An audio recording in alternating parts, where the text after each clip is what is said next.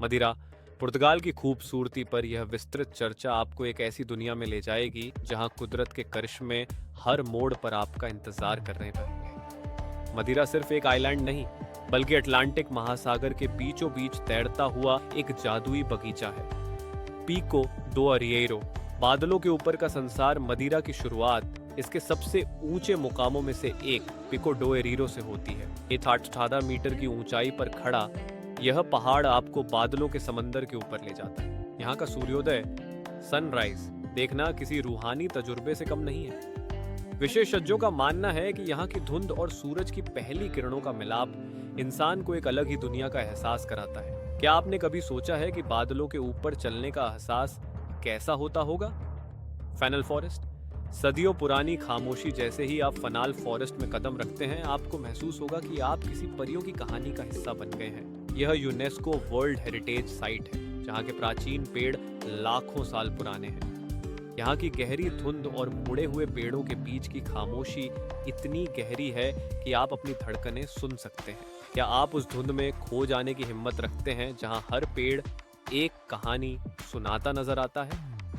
Porto मोनिज, ज्वालामुखी का तोहफा। मदिरा का एक और अजूबा पोर्टो मोनिज के नेचुरल पूल्स हैं। ये पूल इंसानों ने नहीं ने बल्कि हजारों साल पहले बहते हुए ज्वालामुखी के लावे ने बनाए हैं। समंदर की खूंखार लहरें इन चट्टानों से टकराती हैं, लेकिन पूल्स के अंदर का पानी बिल्कुल शांत और साफ होता है। यह कुदरत की ताकत और खूबसूरती का एक ऐसा संगम है जिसे देखकर आंखें फटी रह जाती हैं। काबो जिराऊ, कांच पर चलता हौसला। काबो गिरो यूरोप की सबसे ऊंची समुद्री चट्टान, सी क्लिफ है।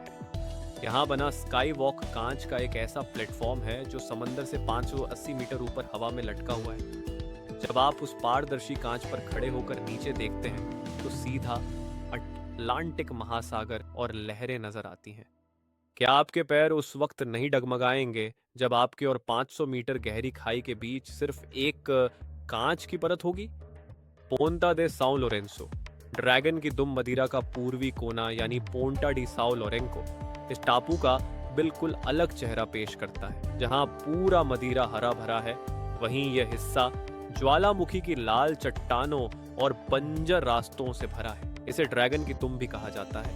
यहाँ की तेज हवाएं और लहरों का शोर आपको कुदरत के जंगली और बेकाबू रूप से रूबरू कराता है। संटाना और करल दस फ्रेरास, विरासत और राज। मदिरा का इतिहास इसकी गलियों और घाटियों में छिपा है।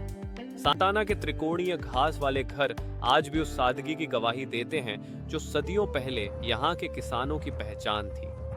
वहीं नंस वैली, कराल दस फ्रेरास एक ऐसा गांव है जो एक ज्वालामुखी के विशाल गड्ढे के अंदर बसा है। लुटेरों से बचने के लिए बनाई गई यह पनाहगाह आज दुनिया के सबसे खूबसूरत और अलग थलग गांवों में से एक है। क्या आज के दौर में ऐसे राजदार गांव की कल्पना की जा सकती है?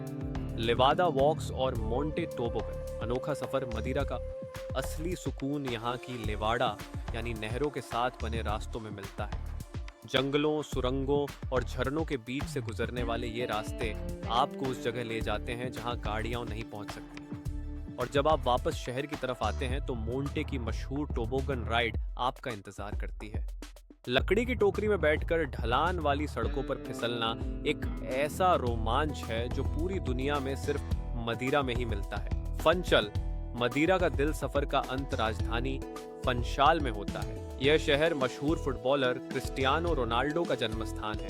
यहाँ की पुरानी इमारतें, वाइन चखने के ठिकाने और रंगीन मार्केट इस आइलैंड की रूह है। मदिरा सिर्फ एक टूरिस्ट डेस्टिनेशन नहीं है, बल्कि ये खुद को फिर से तलाशने का एक जरिया है।